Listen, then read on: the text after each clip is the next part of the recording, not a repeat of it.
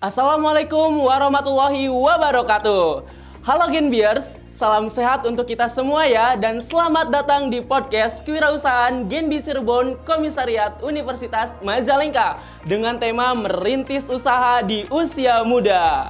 Oke teman-teman, sebelumnya perkenalkan saya Iwan Sutisna selaku pembawa acara pada podcast kali ini.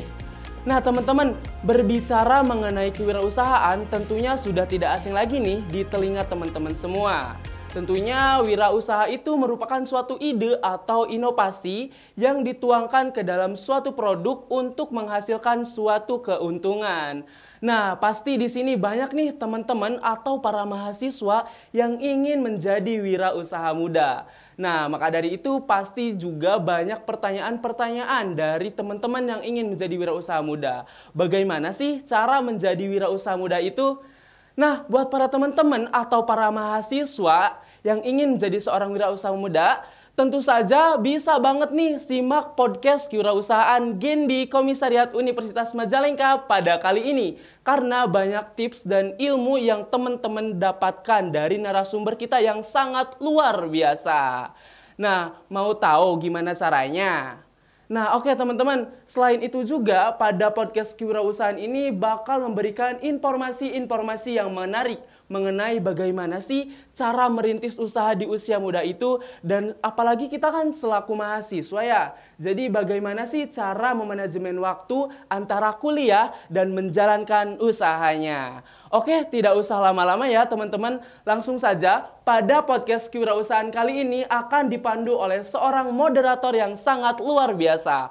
Beliau merupakan salah satu anggota Genbi Cirebon Komisariat Universitas Majalengka. Ayo, siapa ya kira-kira?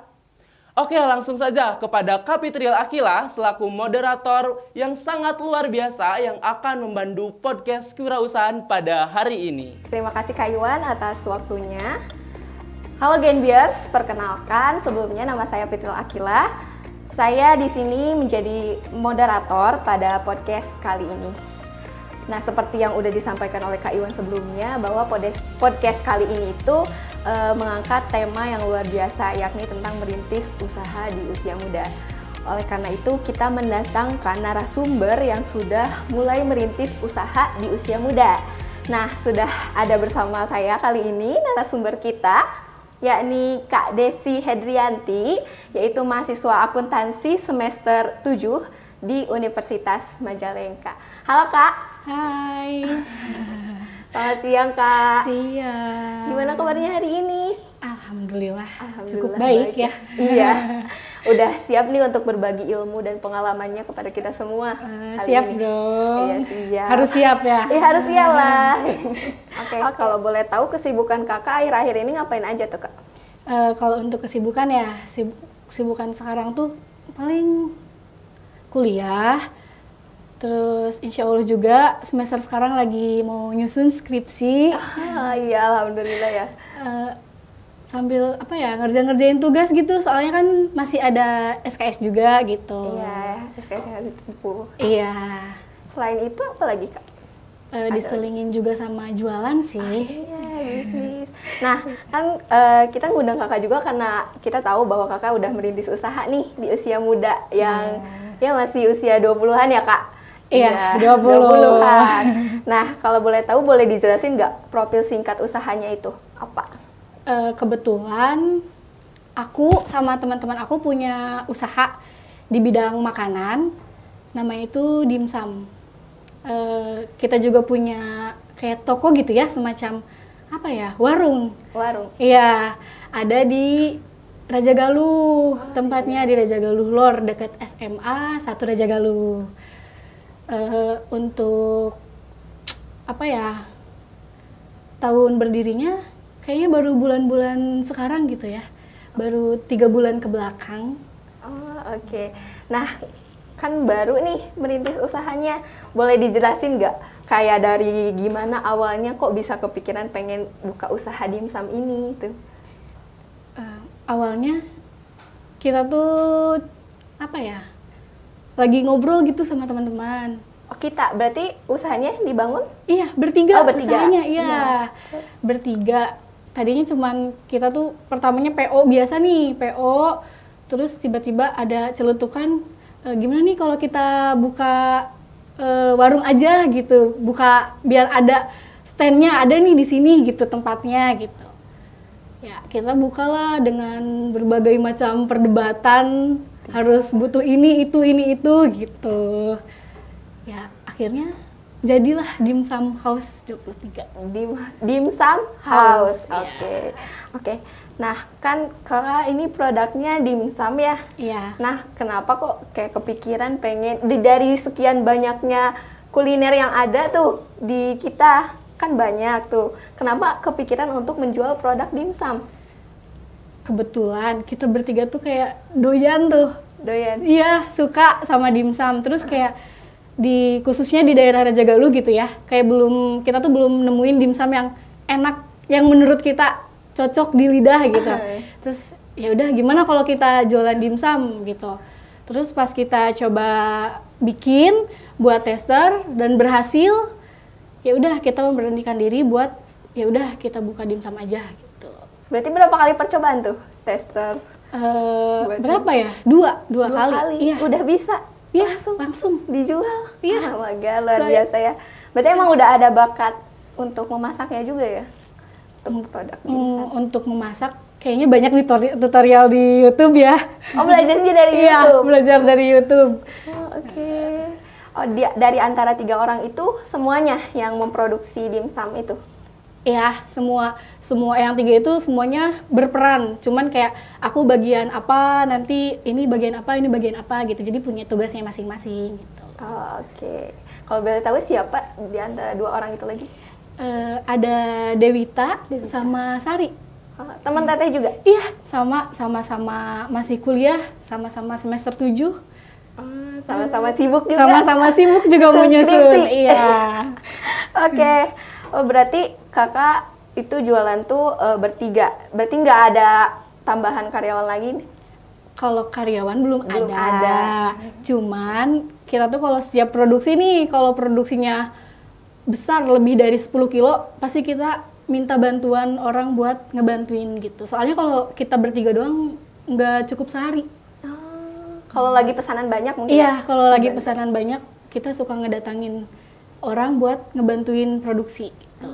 Biasanya itu dari keluarga sendiri orangnya untuk ngebantuin atau siapa? Iya, kalau buat ngebantuin, kebetulan ada 2 orang, dan yang dua-duanya itu keluarga saudaranya Dewita gitu. Oh iya, oke. Nah, Dimsum House ini kan produknya ya. Nah, target pasarnya itu siapa aja, Kak?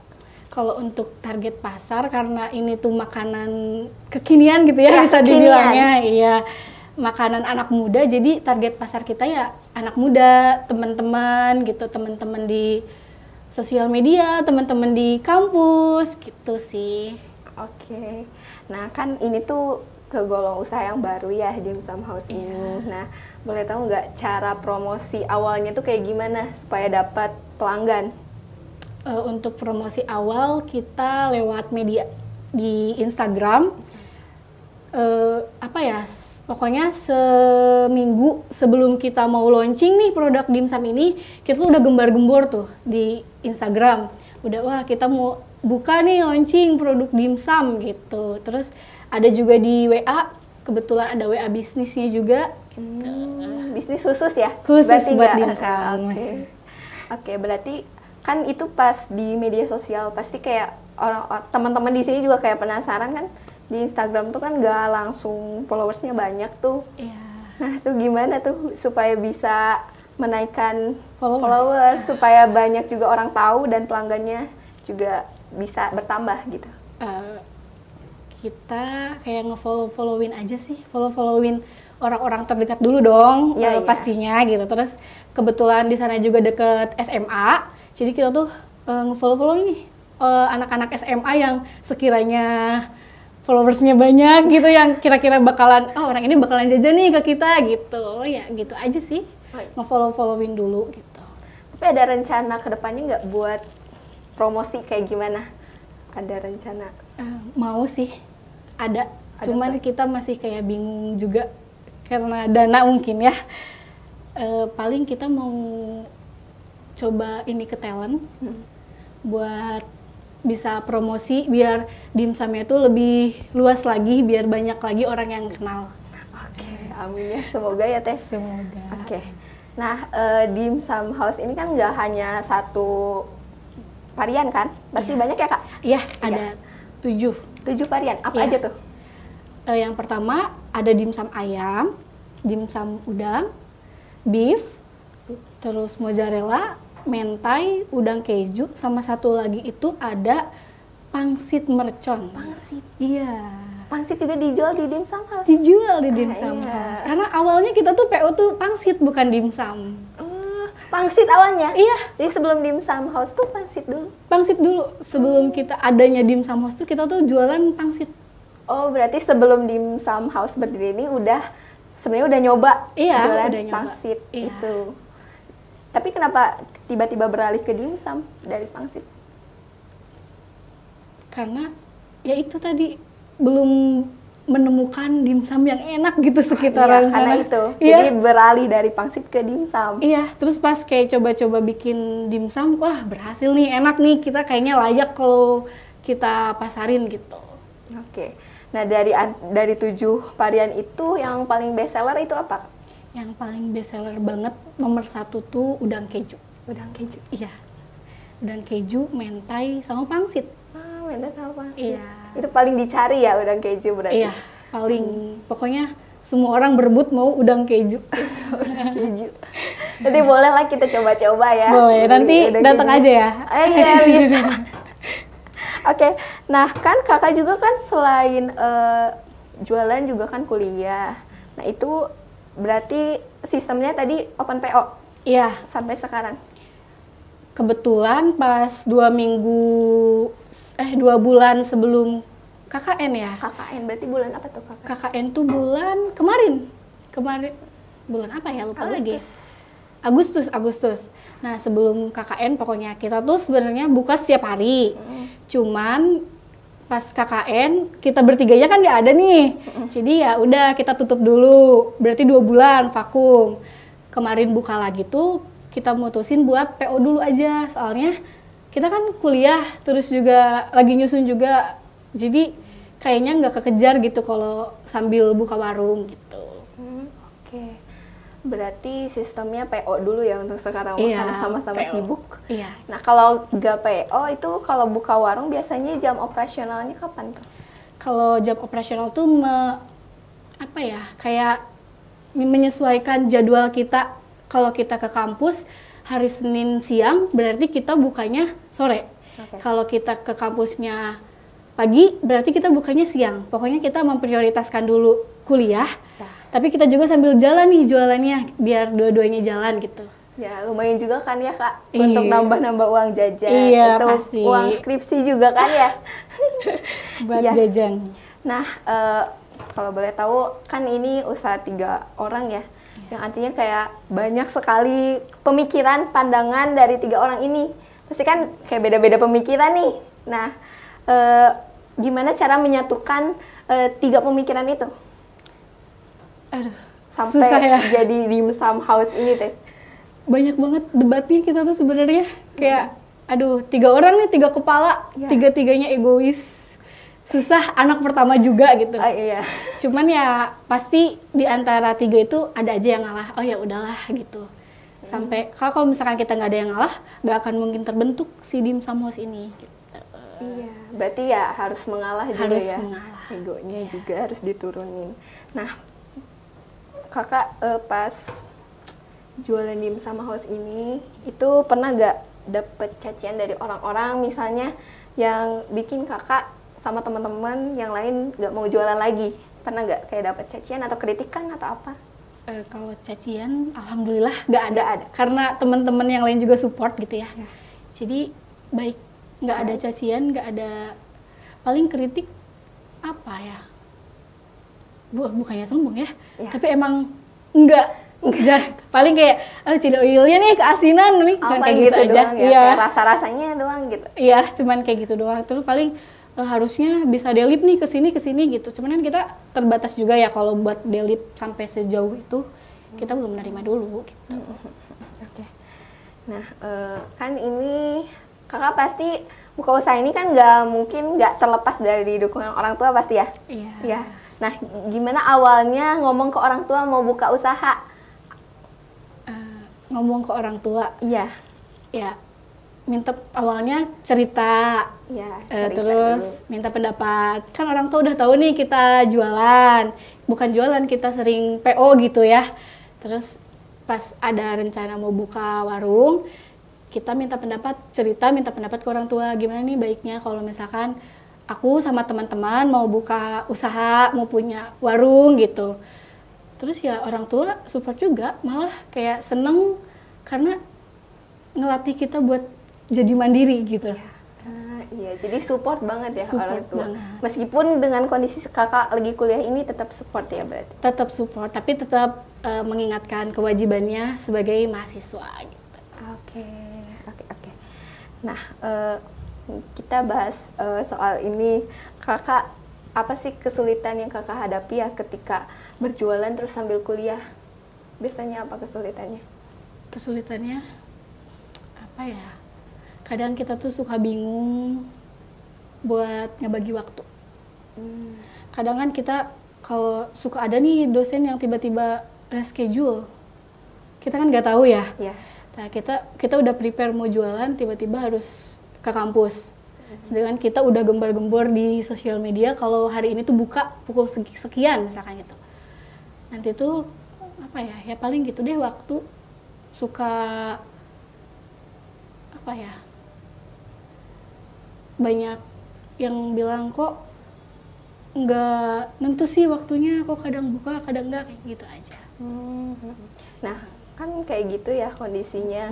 Ya kan kakak juga gak bisa menolak dosen ya. Maksudnya Iya. kayak tetap harus masuk tuh. Meskipun kayak itu gitu. kan Kewajiban. prioritas dan Iya, kewajiban prioritas. harus. Nah kan itu kita juga berhubungannya sama konsumen. Takutnya kan konsumen jadi kurang percaya sama kita Iya, kan. kecewa juga. Kecewa. Iya. Nah, gimana cara mengatasi hal tersebut tuh? Ya kalau misalkan kayak gitu banget, karena kita kadang suka udah sering nih udah bikin udah bilang gitu ya kalau kita mau buka, tapi ada halangan, harus ke kampus, harus ini, harus itu. Ya paling kita tetap buka tapi nggak bisa delete. Terus kitanya nyuruh ke yang suka ngebantuin kita tuh. Kayak buka, tolong dong jagain dulu toko gitu. Nanti kita pulang diambil lagi sama kita gitu. Maksudnya kita lagi yang jaga gitu. Berarti Paling gitu aja. Kalau kitanya udah keseringan banget tutup gitu ya. Iya, soalnya suka banyak yang ngechat kan, suka kok tutup terus gitu. Oke. Nah, kita pengen tahu nih plan kedepannya supaya usaha ini lebih berkembang, apa tuh untuk Dimsum House ini? Ada nggak plannya? Yang nggak usah disebutin semua sih.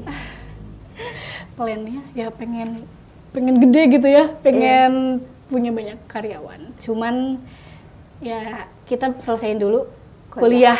Biar kalau selesai kuliahnya kan kitanya enak mau ngambil langkah kayak gimana juga gitu. Oke. Nah Kak, kan kita kan di era industri 5.0 ini kan udah banyak bidang yang disisipi sama teknologi. Kayak pekerjaan manusia itu dibantu sama teknologi. Salah satunya kayak digitalisasi sistem pembayaran. Nah, kakak sendiri udah nggunain Kris gak di warung? Di warung ya? Belum. Berarti belum gunain Kris? Ya, belum. Tapi ada rencana kan buat pakai Kris? Udah ada rencana dari awal-awal buka. Cuman belum sempet aja tuh kitanya. Kayak belum sempet ngedaftarin gitu-gitunya gitu. Iya. Oke. Nah, jadi ini informasi juga ya buat kakak sama teman-teman yang lain nih, teman-teman Genbios yang lain dan teman-teman mahasiswa yang lain, bahwa Kris ini itu tuh Kris atau Quick Response Code Indonesian Standard adalah standarisasi sistem pembayaran berbasis QR code. Penyelenggara QR code ini bisa saling terhubung dan sistem pembayaran pun bisa jadi lebih efisien. Nah, manfaat Krisnya tuh banyak loh Kak. Jadi kalau kakak udah gunain kris di warung kakak itu banyak manfaatnya. Yang pertama adalah jadi nggak perlu repot uang kembalian. Iya. Iya kan? Iya. Biasanya kadang kita lagi sibuk nih, banyak pelanggan datang, terus ada yang kasih uang besar, uang nominalnya tinggi. Nah, kalau udah pakai kris itu nggak perlu repot sama uang kembalian. Iya. Terus yang kedua, manfaat kris itu mengurangi risiko uang palsu. Jadi uang yang masuk ke kita itu nggak, artinya uangnya itu asli gitu kan.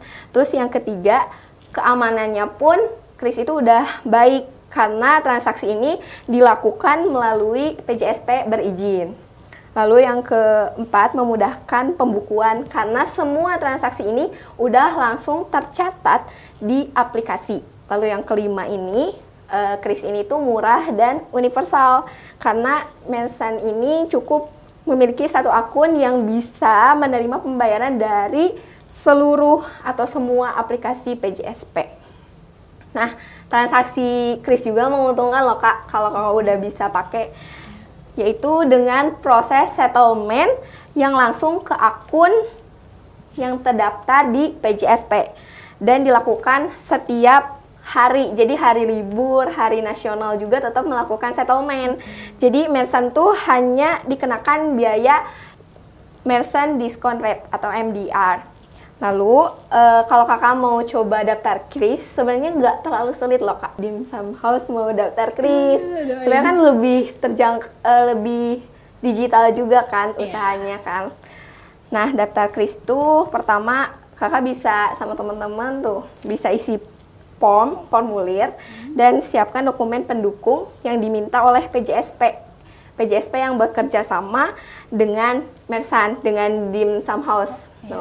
Terus yang kedua itu bisa langsung kirimkan dokumen yang dibutuhkan kepada PJSP itu yang tadi udah disiapin, langsung dikirimkan. Lalu tinggal tunggu aja verifikasi dari PJSP. Nah, setelah itu baru didapatkan QR code dari PJSP. Nah, setelah dapat QR code ini, lakukan kayak transaksi percobaan dulu dan periksa settlement yang masuk keesokan harinya. Jadi kalau hari ini udah dapat QR code, lalu coba lakukan transaksi, nah besoknya tuh dicek apakah settlementnya udah masuk ke rekening yang terdaftar sama Dimsum House gitu. Jadi kayak mudah loh Kak kalau itu. Nah, kalau untuk teman-teman yang misalnya udah punya merchant juga, yang telah memiliki QR code sebelumnya, nah silakan meminta penggantian QR code menjadi kris ke PJSP yang bekerja sama dengan merchant. Jadi kayak gitu Kak. Nanti semoga nanti setelah ini ya Kak langsung daftarin kris Dimsum House, daftarin kris. Berarti nggak usah ke banknya gitu ya? Nggak usah. Langsung aja via web. Via web. Jadi bisa dikirimin nanti dapat QR code-nya dari PJSP gitu. Semoga bisa pakai kalau udah buka lagi. Kris, soalnya kan kayak sekarang kan Teteh kan jurusan akuntansi ya? Tadi. Kan usaha tuh kan pasti harus pembukuan segala macam kan supaya bisa, apalagi ini 3 orang usahanya. Jadi kayak harus jelas nih pembukuan laba dan sebagainya berapa. Nanti kalau udah pakai kris itu udah langsung tercatat pembukuannya. Jadi simpel lah intinya. Jadi nggak ada istilah uang hilang kemana nih 2.000 gitu ya? Iya, kemana ini uang? Biasanya suka kayak gitu tuh. Ini kemana nih? Kok nggak ada gitu. betul sekali. Jadi ya nggak usah ribet-ribet gitu. Kayak uangnya kemana ini hilangnya gitu. Jadi kalau udah pakai kris udah aman. Aman. Nggak akan ada hilang-hilang. Betul. Nah, Kak ada tips nggak buat mahasiswa atau wirausaha muda nih yang lagi merintis usaha? Boleh kasih tips-tipsnya? Tipsnya nggak banyak ya, cuman yang dari aku, kalau mau buka usaha kuatin mental. Itu sih nomor 1. Kuatin mental, sama kita tuh harus yakin akan usaha yang bakal kita jalanin tuh. Ya gitu sih. Kuatin mental sama yakin, karena itu gitu. Soalnya aku sendiri kayak tadinya aduh takut gak ada yang beli, takut ini takut itu, cuman karena kita bertiga jadi ada yang enggak kok, gitu, saling support gitu. Itu yang karena kalau misalkan kita mau buka usaha kalau mental kitanya masih ciut kayaknya susah deh. Iya, susah. Iya. Berarti kuatin mental ya, harus ada support system Sistem, juga ya, iya. yang benar-benar ngedukung juga. Kuatin mental. Ya, minta izin juga sama orang tua karena bagaimanapun doa orang tua itu nomor satu. Sekali lagi deh, ada terakhir nih Kak, ada kayak kata-kata gak buat Genbi Komisariat Universitas Majalengka? Aduh, apa ya? Semakin sukses. Oke. Kan kebetulan di Genbi juga ada KWU-nya ya. Ya, ada KWU. Nah, semoga Kebetulan ini produknya juga. iya, ini. Semoga produknya dikenal juga sama masyarakat luas. Genbinya kompak selalu, semakin maju. Ya itulah sukses buat kedepannya. Amin, amin, amin, amin. Oke, makasih Deka ya untuk waktunya. Terima kasih udah berbagi ilmu dan pengalamannya untuk kita semua, untuk para Genbiers dan teman-teman mahasiswa semua. Semoga ilmu yang Teteh sampaikan, pengalaman yang Kakak sampaikan itu bisa bermanfaat untuk kita semua juga. Amin. Dan terutama untuk mahasiswa yang lagi merintis usaha. Jangan takut. Iya, usaha. jangan takut. Iya. Bisa belajar dari Kak Desi nih. Aduh. Barangkali takut. nanti teman-teman Genbiers atau teman-teman mahasiswa mau beli dimsum house bisa mungkin? Boleh Kemana? buat teman-teman semua yang mau nyobain dimsum house. Sekarang bisa PO nih, kalau misalkan kita ada gembar-gembor PO boleh langsung chat aja gitu. Oke. Instagramnya apa tuh Kak? Instagramnya dimsumhouse23. Dimsum House 23. Nanti Dicatat. boleh dicatat ya, nanti boleh beli. Oke. Iya. Terima kasih banyak ya Kak. Sama-sama. Semoga sukses selalu. Semoga Dimsum House makin berkembang menjadi usaha yang luar biasa, Amin. sukses. Terima kasih kembali. Semoga Genbi juga tambah sukses, tambah maju gitu. Produk-produknya cepet dikenal sama kalangan juga. Oke, amin, amin. Makasih banyak ya Teh. Iya. Hati-hati ya. Iya. Oke, teman-teman, itu tadi kan kita udah ngobrol-ngobrol bareng Kak Desi yang pemilik Dimsum House. Nah, untuk itu saya kembalikan lagi ke Kak Iwan. Wah, wah, wah, seru sekali ya pembahasan pada podcast Kewirausahaan kali ini. Dan saya ucapkan terima kasih kepada Kak Desi sebagai narasumber yang sangat-sangat luar biasa yang telah membagikan pengalaman, tips, dan ilmu untuk menjadi seorang wirausaha muda. Dan tidak lupa juga saya ucapkan terima kasih kepada Kak Fitril Akila yang telah menjadi moderator pada podcast hari ini. Nah, teman-teman, buat teman-teman nih yang lagi ngerjain tugas dan males keluar untuk membeli jajanan, bisa banget nih teman-teman pre-order ke Genbi Unma. Genbi Unma ada produk tersendiri loh. Ini produknya ada sup roti sama basreng ya teman-teman. Oke, berdasarkan dari pembahasan tadi, teman-teman tentunya sudah tidak penasaran lagi ya bagaimana cara menjadi seorang wirausaha muda dan bagaimana cara merintis usahanya. Dan bagaimana juga cara memanajemen waktu antara kuliah dan menjalankan usahanya. Oke teman-teman, sebelum saya tutup, saya punya pantun terlebih dahulu. Oke, bila ada jarum yang patah, jangan disimpan di dalam peti. Kalau ada kata yang salah, jangan disimpan di dalam hati. Saya Iwan Sutisna, selaku pembawa acara podcast Kewirausahaan pada hari ini, pamit undur diri. Wassalamualaikum warahmatullahi wabarakatuh. Assalamualaikum warahmatullahi wabarakatuh. Saya Desi Hendrianti mengucapkan terima kasih kepada Genbi Cirebon Komisariat Universitas Majalengka karena telah mengundang sebagai narasumber podcast pada kali ini. Semoga ilmu atau pengalaman yang saya sampaikan dapat membantu teman-teman mahasiswa untuk memulai usaha barunya. Genbi Energi untuk Negeri.